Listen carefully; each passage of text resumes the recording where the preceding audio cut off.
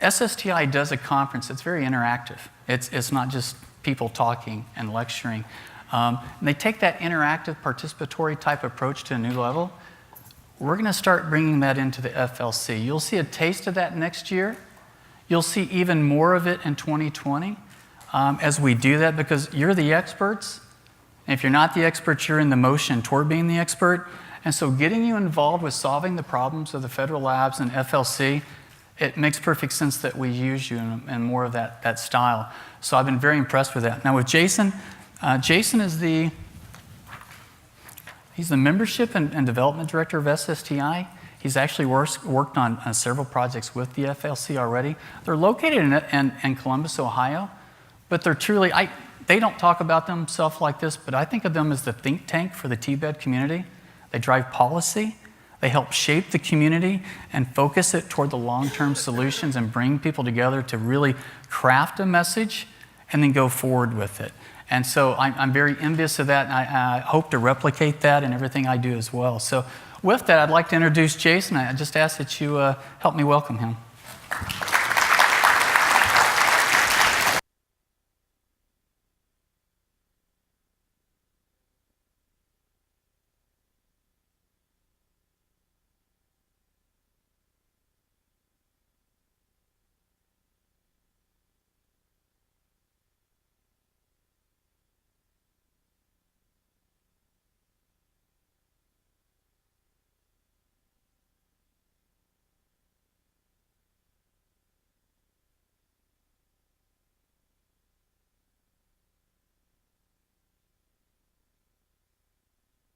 All right, good morning, everyone.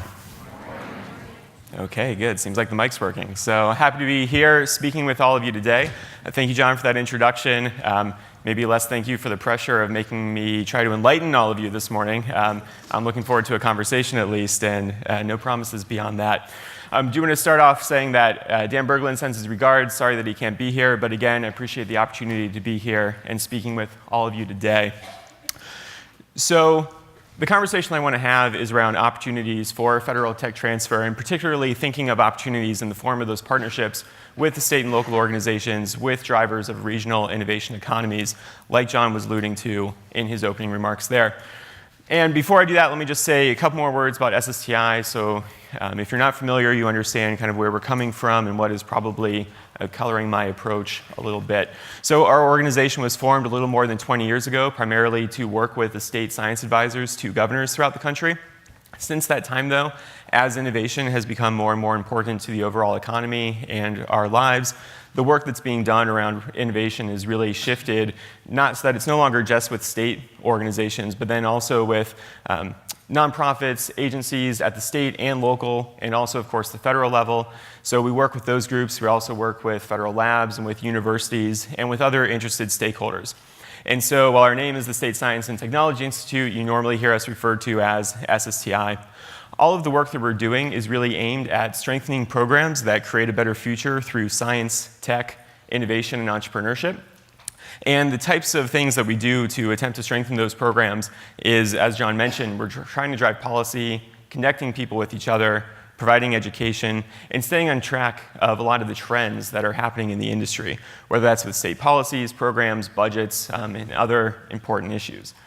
So start off, provide some context for what's going on, what's really affecting regional innovation that we're seeing, and what's directly affecting a lot of our members as well. The first one I want to talk about today is startup formation. So one measure that's very popular of a way to look at how strong the economy is really going is to look at business dynamism. So this chart here is a track of the net business creation each year in the United States going back to the mid-70s. So you can see a clear downward trend. Fewer businesses are being created in aggregate each year. That trend had been going for a long time, since the 70s. You can see, though, that when we hit the recession, it actually went negative. Since that time, recovery has been a little bit weak as well. There's a lot of debate about what exactly is causing this and what it really means. There's a new book by ITIF, another great organization to look at for information in this space, making the argument that this is actually probably just part of the natural cycle as the internet's influence on business has become more evolved, and a little bit more mature. You would expect to see a downtick in the number of new businesses that are being created. Other people, though, like EIG, who created this chart, are a lot more concerned about this trend, suggesting that factors such as mounting student debt, increasing concentration in some industries, and other factors are making it harder and harder for new businesses to be created. Regardless of what the cause is, definitely as someone who works with organizations focused on startups as a way to create new jobs, as a way to leverage innovation for a region, the fact that fewer businesses on aggregate are being created is something to be concerned about, and to try to think about how organizations can be focused on reducing what barriers do exist for entrepreneurs who'd like to create a startup. Now, of course, the innovations that you all are helping to develop and the types of people that our members are working with are really thinking about those high-growth, more innovative businesses, not just every type of small business. But a little bit of a reason to be concerned about what the prospects are for those high-growth businesses can be seen in these charts here. So this is information from PitchBook, which is a platform that tracks a lot of venture capital. And what you can see on the left chart is the average deal size by different classes of investment capital. So the orange one is late VC. This is the money that's going into groups like Uber and other unicorns that you've probably seen taking bigger and bigger investment deals as they stay private for longer and longer. So less of a surprise that that asset class is having larger and larger deal size. But what's maybe a little bit more concerning is that the early stage, represented in light blue, and then even angel and seed money, seen there in the dark blue, is also getting larger on average. So what that means is that investors are really chasing what they see as possibly more secure companies, chasing larger deals, and that makes less capital possibly available for those startups at the very, very bottom who are really more in that idea stage or just starting to try to convert their idea into a new business. The chart on the right, just another way to kind of look at similar information. Among early stage deals under $10 million are now just 11% of the market in the first quarter of 2018. So that's even 10 million, which is still pretty big when we're talking about seed. So again, much larger deals. So concern there as what used to be called the Valley of Death is opening back up, even in regions that had started to address their capital issues. The concern, as I've talked about it with some of the states, is that these businesses are going to need more support that puts more pressure on public-private sector to try to provide access to capital for these companies. And of course, those businesses' ability to scale is going to be challenged if that private capital is not as available. And when we think about high-growth businesses, of course, a lot of times we're thinking about connections to higher ed, whether it's from university research or just the basic educational background in engineering, science, any other topic that's going to help lead to some of these new technologies and create these businesses. So trends in higher ed, also, unfortunately, I promise I won't try to just be a downer today, but some reasons for concern on higher ed as well. This chart here, the red line is showing attendance rates among students in the US. So you can see we've really leveled off and started to decrease a little bit, actually, since the recovery from the recession. But the important thing here, really, I think, is these bars. So that green bar on top is showing the portion of university revenue that's coming from tuition dollars. And you can see that that's really been increasing as a share of overall university funding over time. And as that share has been increasing, not surprisingly, as the chart on the left shows you, tuition rates have been going up for students. So how many of you have a kid who is in or thinking about where they're going to go to college in the next couple of years? All right, quite a few of you. I know from conversations that I've had with siblings and then also with some coworkers dealing with the same issue, the kind of talk you have to have with your kid when they're considering going to a school that's going to cost them a couple $100,000 is really different than the type of consideration you'd want to make when it was more in the 5 digits. So, while private college tuition is really going up quite a bit and out of state as well, that orange line at the bottom is showing the in-state rates are also increasing. And at the same time that these rates have gone up, shown by where those dashed lines are, you can also see in the chart on the right that studies are showing that the marginal value of a college degree is actually leveling off over that same period. So as you're facing this higher and higher cost, that return you can expect over your lifetime is starting to moderate out. So the influence that that's going to have on the decisions that your kids or the teens in your community are making is really going to become more and more substantial and more critical. And so what's going to fill that education gap, or what is going to make sure that this continues to be an investment that people want to make, I'm sure many of you see the value in a college education, is going to be something that, as a society, we're really going to need to think about how to address moving forward. And one thing that tech and higher education have in common is that a lot of times they're viewed as really some of the more egalitarian opportunities in our society. There's a lot of hope, particularly early on with the information age, that there were going to be a lot more opportunities for all different types of people and places to participate. Unfortunately, those expectations have probably been moderated somewhat over the last several years. So there are a lot of different ways that we can look. First, when we talk about inclusion, I'm going to talk about it from a geographical perspective. And there are a lot of ways we can try to measure the influence of science on an area. This chart right here is showing you R&D staff by region. States that are shaded in darker colors have more R&D staff, but then even within states, the dots are showing particular areas in the state that have a higher concentration of R&D staff. So this is one way to think about the direct interactions that people get to have in their daily lives with R&D, what it means, and get to see the tangible benefits of it for their economy and for their lives.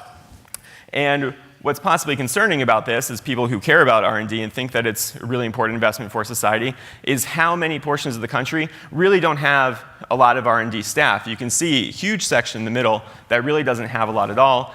And then even within some states that have a good number of R&D staff overall, it's really concentrated in a few areas.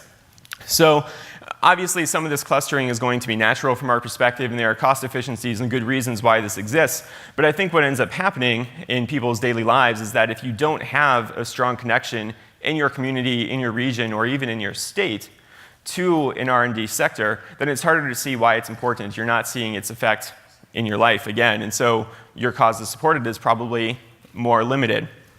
And that hypothesis of mine possibly gets, I would argue, gets even more reinforced when you look at regional differences in prosperity. So these two charts are showing some state-level data, actually county level on the left, state level on the right, of different economic measures. So in the chart on the left, that is by county income growth over the last 25 years. Teal color is faster income growth. Purple color is slower income growth. And if you compare these two charts, a lot of the areas that don't have very many R&D staff are actually the areas that have seen more income growth. So obviously, great that all different parts of the country are experiencing this, but I think then, and I'm concerned then, that it becomes reinforcing, that you don't see that R&D staff in your life, you don't have that direct connection, and then your economy is also doing fine. I can see that being reinforcing for why maybe you're not sure that this is something that really needs public investment. Now, it's a little bit less obvious, but the other areas that are doing really well in that chart on the left are metro areas that do, again, have a lot of this R&D staff concentration. So there is definitely a strong connection with R&D and economics as well. Don't want to be suggesting otherwise. But we do need to be concerned, particularly in the conversations that we've all had over the last several years about possible disconnects between highly educated and uneducated about what this economic picture looks like for people. When we talk about inclusion, also, we want to talk about individual people and demographics as well. And this is another space where tech has maybe not been as egalitarian as people were initially hoping. So this chart and numbers tend to be true for the sector overall, but thought this was an interesting presentation. So this is looking at some key tech companies and their demographic representation, women versus men on the left, and then different races on the right side. And you can see that tech really is not more representative than the public. The one exception is Asian Americans. But outside of that demographic group, there are fewer women, fewer Black Americans, and fewer of every other type of people in the US, in the tech sector, than in the US population. Even tech is not doing any better than the top 50 US companies. Tech is more diverse than Congress, but that's a low bar if that's what we're looking to for benefits here, right? And again, I think the reason why it's important to be aware of how well the tech and innovation sector is doing in connecting with all different types of people is that everyone at the state level and at the federal level as well is increasingly under pressure to justify our existence, to demonstrate ROI, to demonstrate the value and the impact that we all have as a justification for public spending. So I want to preface the couple of slides I'm going to provide on federal budget by saying that I could have pointed to a number of states for similar trends, but in the interest of being something that can speak to all of us, rather than speaking to specific states, talking about the federal budget instead, a lot of the same pressures, though, are occurring at the state level throughout the country.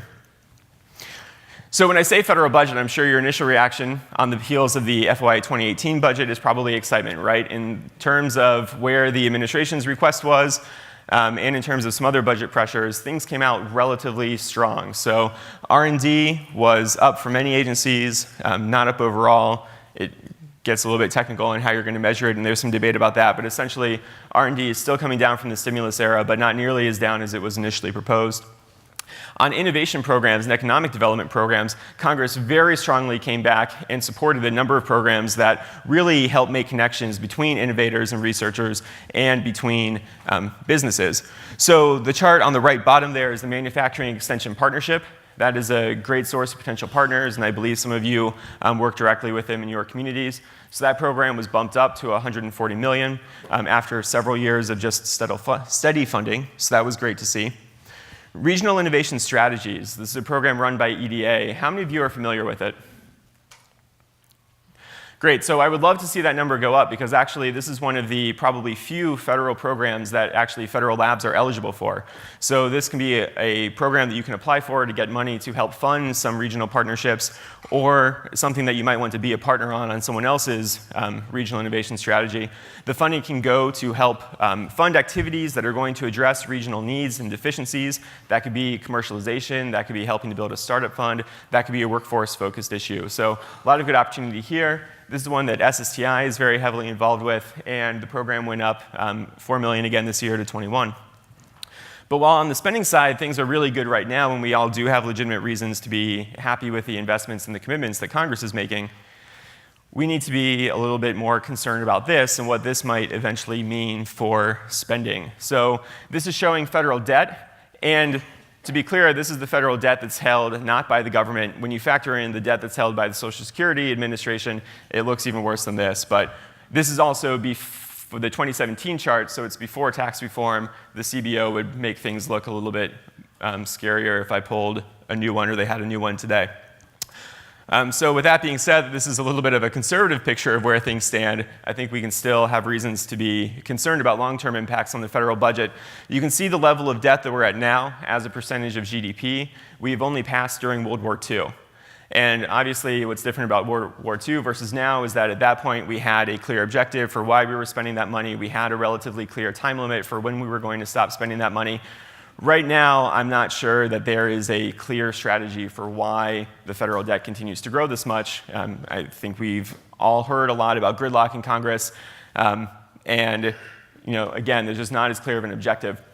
So states are typically bound by balanced budget requirements. And so when they start to have debt, they have to make their spending choices much more quickly. But what's happened in many of the states, like Kansas, like Missouri, as they have gotten into situations where they have budget pressures, the science and innovation programs have been among the first things to go. And so at some point, maybe it's not this year, maybe it's not for another 5 years down the road, but at some point, Congress is going to realize that this does have to get addressed. And when they do, we should all be very concerned that science and innovation programs are going to be one of the top priorities on the chopping block. Now, on the more optimistic side of things, while we're going to have to all work together to make the justification for why innovation is important and worthy of spending, public support really is on the side of science and innovation. SSTI did a project in 2015 with a bipartisan team of pollsters to take a look at public opinion of science and innovation. So we did a focus group first, trying to look specifically at what language really resonated with people and what did not. This chart, which is probably a little bit hard to read from there, I will be sharing slides with all of you so you can look at it in more detail, is showing focus group dial testing reactions to language. So red, of course, is more negative, green is more positive. That first section we wanted people to have a negative reaction to, so that's okay that that part's showing up red. It's saying that America often fails to convert research into benefits for all Americans. People didn't like the idea that we were letting research and potential impactful innovations go to waste. They did like the term science, tech, innovation, entrepreneurship. They really didn't like the idea of commercialization of government-funded research. That got a very negative reaction, and we'll get more into that in a minute. I'm sure some of you are nervous at the moment.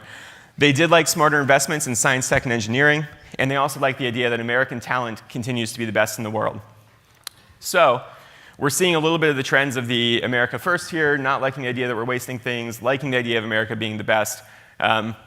Maybe we're concerned about the process. Well, one of the things that's going on with that commercialization is that people very clearly were not able to differentiate between commercialization and commercialism. The comments that people had is that commercialization is buying cheap. It means that the ordinary never reaches extraordinary, and I see the same businesses in every city that I go to. So when you're talking with the public, even some of your more sophisticated business owners, you need to think a little bit more strategically about the way that you're describing what it is that you do so that you're not triggering these types of negative reactions for people. One person said it puts a bad taste in my mouth. That's not the kind of reaction you want to have to the work that you're trying to do to make sure that they can access new medicines or more efficient manufacturing operations. The other really negative reaction that people had was to federal research, but they liked scientific research. So you just need to be more scientific is what I'm here to tell you today. No. So the reaction that people had when they heard federal research is shrimp on a treadmill.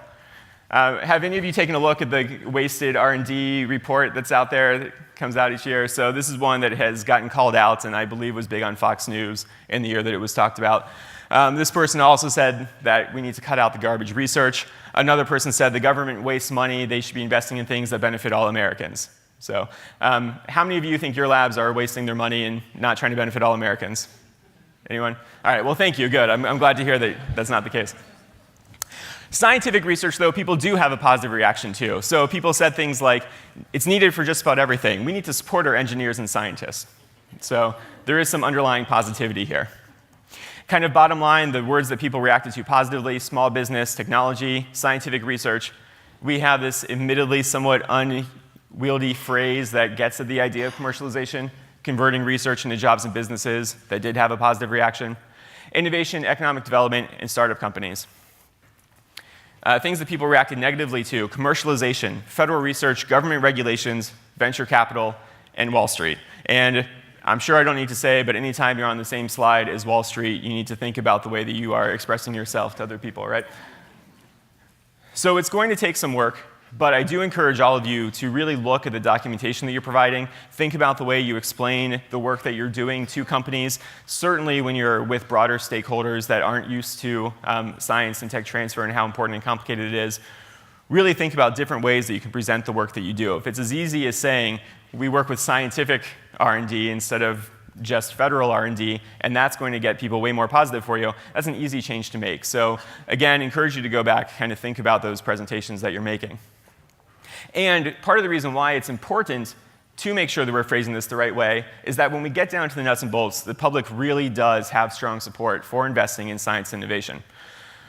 So from the focus group results, we did a poll of 1,000 likely voters, taking a look at support that people had for different science policies. The two I've highlighted in green, I think, really speak to this audience. The first one there: provide funding to programs that identify promising research and help turn that research into new products and companies. 83% of the public supported that policy. The other one that's on here is increased federal funding of research. We still had that term federal in there, but it got 74% of the public to support it. We broke this down in different types of party alignments, different demographics. Support was really strong.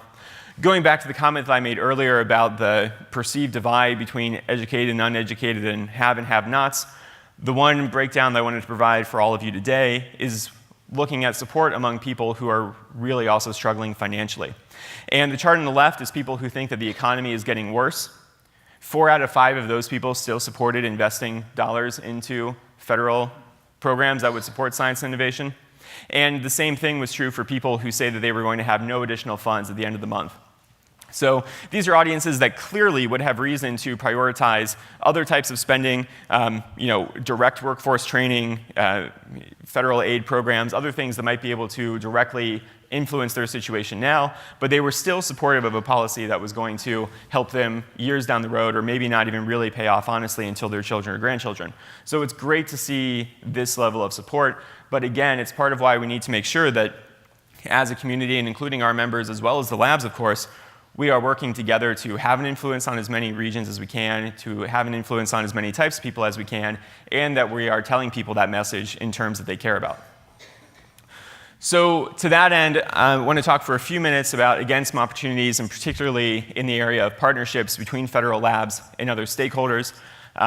Disclaimer that I know many of you are doing great work, and there are many examples that I can point to. I've pulled off a few just to be selective. If you don't see yourself on here and you have a great program, please feel free to tell me, preferably nicely about it afterwards, because I would love to know about it. I might already know about it. If you didn't make the list, it's OK. All right. So one area of really great opportunities to have more of an influence is industry partnerships. Again, an area that I know many of you are influential in. A couple that I wanted to call out here. The first one is the Water Council, which is partnering actually directly with the FLC and working with some of those business services that John was pointing toward earlier, and as well as with the state and some other partners. What they've done is they've put together a membership program where they have companies in the area that care about water tech that can go to them now and request basically a vetting service for technology, particularly including federal lab technology, that might help those businesses with specific challenges that they're having right now. So a really interesting type of partnership to try to get more tech transfer opportunities for the labs and also make these companies run more efficiently. Another one which I believe is going to be recognized today is the SpaceCom partnership with Greater Houston Partnership, as well as with NASA, putting together a convention to get more lab tech again in front of companies that might have a reason to use it to become more efficient or get better sales opportunities. And then Manufacturing USA. How many of you are familiar with this program? It was originally called National Network for Manufacturing Institute, so that's helpful. So this is one that is being supported by several different federal agencies where they're funding innovation centers throughout the country. There's a network of around a dozen of them right now. And they all have partners with industry, with the federal agency, with the award winner, with many universities. And federal labs are participating in quite a few of them as well. So this is another opportunity to get engaged in a joint research effort, help reach out to the community, build a broader stakeholder base, and probably also lead to some direct tech transfer opportunities as well. So while some of that industry support can speak to startups or to established firms, generally there are also several initiatives and partnership types that can be really directly beneficial for startups. Of course, pointing to Cyclotron Road, and I know several other labs have put together similar models with a little bit more local flavor as well. And I know that this has been talked about at previous conferences, but again, basically it's the idea of bringing in startups to be able to have an opportunity to interact with lab research, with lab equipment, in order to help get that company's technology and innovation to a better point so that they're a more successful business. NASA has also been using evaluation licenses. We think this is a really interesting idea as well, helping the companies be able to provide a test for the technology before they have to go through the full licensing process and full licensing fees. One thing that is nice about this, I think, is that it helps match up to some of the best practices that we're seeing from the innovation and entrepreneurial training community right now. A lot of the emphasis, as you may be aware, is on lean development and trying to make sure that the companies identify their market at the same time, or sometimes even before, they do a lot of the tech development. That way, they're not creating a perfect product for an audience that doesn't exist. Something like an evaluation license, lets them do some of that testing before they fully committed to the tech. An even more hands-on approach is one that NIH is really engaged in part because the admin funds that are available right now through the SBIR program. And that is to provide a formal technical assistance partner to potential spin-outs of lab technology. So this is the model that's being used by BioHealth Innovations, which is running the Entrepreneur in Residence program with NIH right now. And so they're putting someone who has experience as an entrepreneur to work directly with these startups. They are then able to provide not only that entrepreneur's direct experience, but also connections to investors in the area, to other technical experts, to potential customers. And so there are organizations like this in almost every region of the country. Many of them are members. We know of many others. So if you're interested in trying to figure out how you could help your startups be stronger, hopefully better first-time customers, then hopefully repeat customers for lab tech, happy to talk with all of you about who else is out there in the region. Now, the next piece of potential partnerships maybe doesn't directly benefit the tech transfer activities as often, but I think can really pay off down the road in terms of your own workforce development or in terms of making just a stronger region and building better stakeholders for yourselves. So first example here, tech transfer as education. This is something that NSWC Crane has really been engaged with through their PIA network, helping to provide opportunities to university students that are in their network to be able to provide marketing analysis of the lab technology. That provides a really hands-on experience for the students, hopefully making them a little bit more marketable. Of course, again, calling back to that chart about the value of degrees, things that students can do to provide more demonstration of real experience is going to be helpful to them. Also, of course, it helps the lab get some groundwork done and thinking about ways that their tech might apply to real business cases. Crane is also taking a look at their law schools and working with some of their law school partners to do some of the prep work on their patents, which helps lower costs as well. So it's really interesting use of that network that benefits the students and benefits the lab. In more broad workforce resources, some labs have also been contributing in ways that speak more directly to some of those workforce development boards throughout the country. NREL with DOE put together this wind career map that's on the left there, taking a look at different types of sectors of the wind industry and then breaking up jobs by skill level and level of training required. And it's an interactive chart as well, so as you go through it can map and show you what your career path might be from the early stage to the advanced stage. This can be helpful for, again, those workforce boards or community colleges and others who are involved in training students because it can help them figure out what types of skills, backgrounds, experience is going to help people get into a better job, get more money, obviously, eventually, be involved in companies that are more likely to use some of your technology as well. On the right, community college internships, the program that's being run by DOE. I know many of the labs that are energy labs, I've seen this type of resource on your site as well, and so it's something that you're working with. Community colleges are really great and important resources for workforce development. Historically, they've been more tied into workforce needs and what the regional industry needs than four-year institutions or other schools. And that is actually starting to have repercussions that are interesting. In Wisconsin, they are actually now requiring that their four-year universities have metrics that people have long associated more with colleges. So part of Wisconsin's system funding is now based on how many kids they are placing into jobs as they graduate, how responsive their enrollments are to degrees that industry says that it needs. So that's a much more community college model that's working its way into the state. Probably in part because of that funding requirement and the state's recognizing that, hey, if we're going to have our students benefit from public education, we want to make sure they can get a job when they're done. Community colleges also, again, recognized for their connection to the workforce, and that's part of why they've been the subject of quite a few states that are putting in free or reduced tuition for community colleges, usually specifically. Rhode Island just put out a report saying that they're seeing higher enrollment and retention because of their free tuition program that they have. Tennessee generally credited with the first program in the country that was really focused on this. Regardless of how exactly you work with the community, definitely the idea of trying to figure out a way to how you can use your lab resources to help improve educational opportunities in the area is something that it's well worth considering as a way to build, again, future potential resources in workforce or stakeholders in the community. So just to end, a couple of other possibilities, and again, to some of the ones I didn't name, Sandia Labs has a really interesting facility off campus where they're able to bring some of their lab expertise to work with new startups in their communities. I know that the Air Force Lab in Rome has gotten a lot of credit for the work that they're doing on unmanned aerial vehicles. They're involving the state, involving MEP centers as well. There's also work to build in stakeholder groups. Idaho National Lab, for example, is really part of very heavily of that area's recruitment and retention. So a number of other things to point to. I think at the end of the day, the bottom line is you should take heart in the fact that people do support the work that you do. People think that science innovation is very important. When you break it down to them in words they can resonate with, they recognize the federal lab's role in that. But that it doesn't stop there.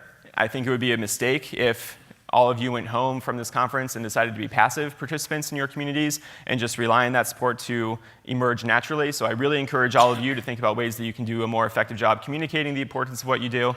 And part of that comes down to the partnerships that you make. So ideally, partnerships are going to be things that help you get your metrics up, help you do more good work. So whether that's CRADAs, licensing, other metrics that you have.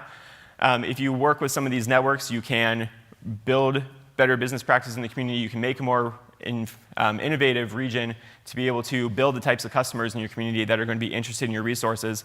And at the same time, you'll end up with more stakeholders who care about you when we have to have the tough conversations down the road about what the funding picture is going to be in the future. So open any questions or continuing the conversation later. Thank you very much for the conversation this morning.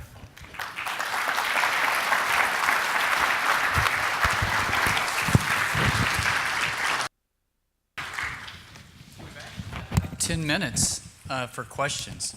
So we actually have mics. And if you wouldn't mind going to those, or if you can project, I'll try to repeat. So I just wondered what year that study took place. So the year, she asked, what was the year that the study, took it on the polling about innovation, The polling the study? language? Yeah, we did that in the fall of 2015. So definitely with an eye toward, I'm sorry, can you hear me? Yeah, sure. All right. Is this on? All right, excellent. So, sorry, we did that in the fall of 2015. Was with an eye toward the next election. 1,000 likely voters, 500 from throughout the country, then 500 actually oversampled from battleground states as well.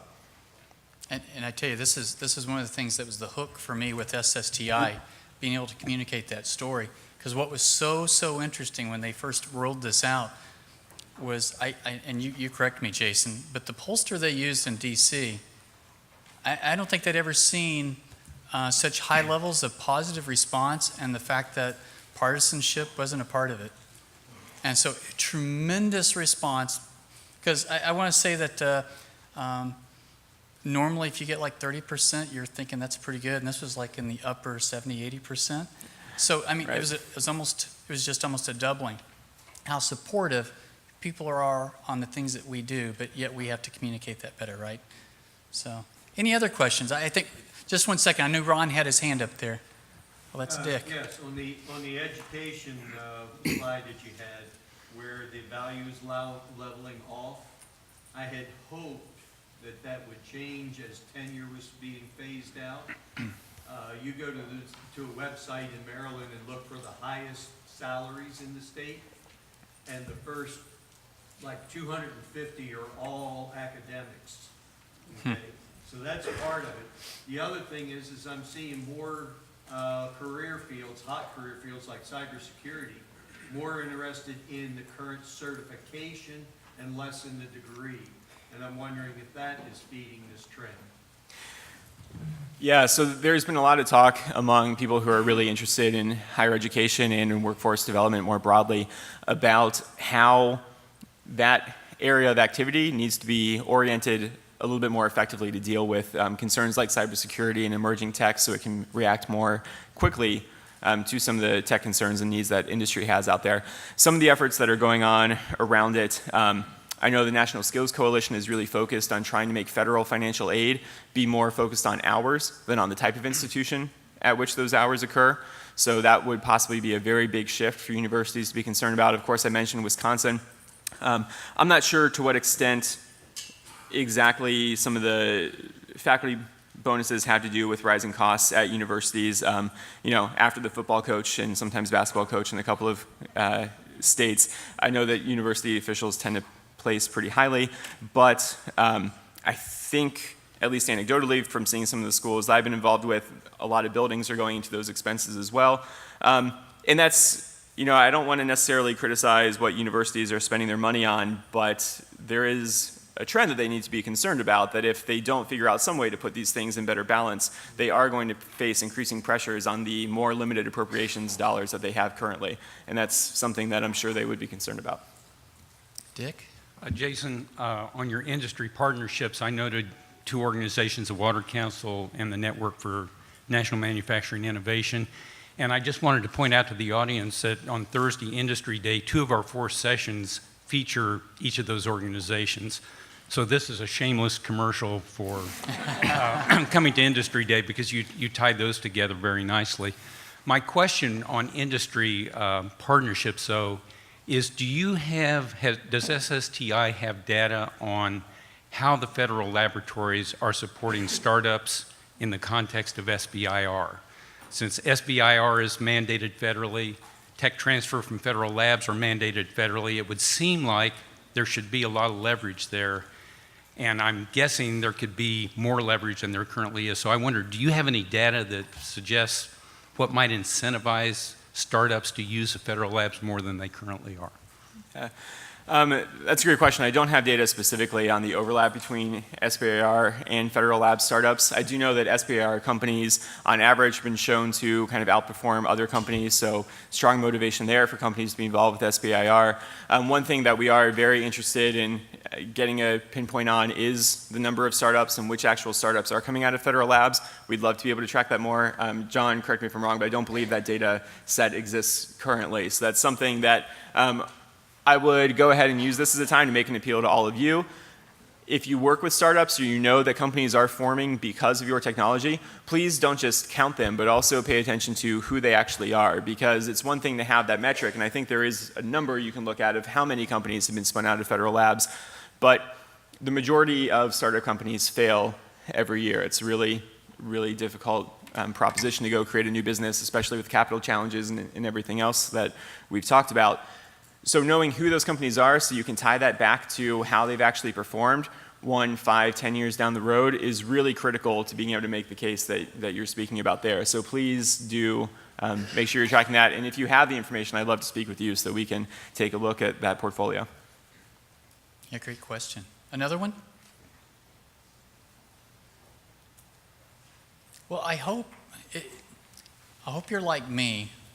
You see that when you understand the megatrends that's going on in the federal government and at the state levels, you understand that there is an absolute impact on the lab at the federal level and also at the local level, the regional level, what's going on with the universities. They become absolutely key partners for most of us, right? Whether it's in the research and development or in my home lab, it's usually been with the outreach and engagement type people and even the tech transfer office. These things affect them tremendously. They drive their budgets, they drive their behavior. And so it has a direct impact on all of you. And so, as tech transfer professionals, the more you understand these things, even if it's at a macro level, you bring great value to your lab leadership, being able to articulate this in a way that most of them are not engaged in these type of items. So you're able to bring this back and again, elevate the professionalism and the value back to your lab.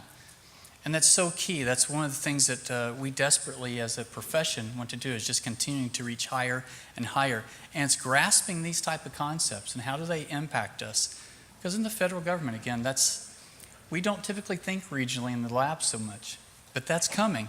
Many of you are doing it, but all of you will be doing it at some point in the near future. So I hope you've been enlightened, and we're actually right on time. And so if you would, help me thank Jason for his talk this morning.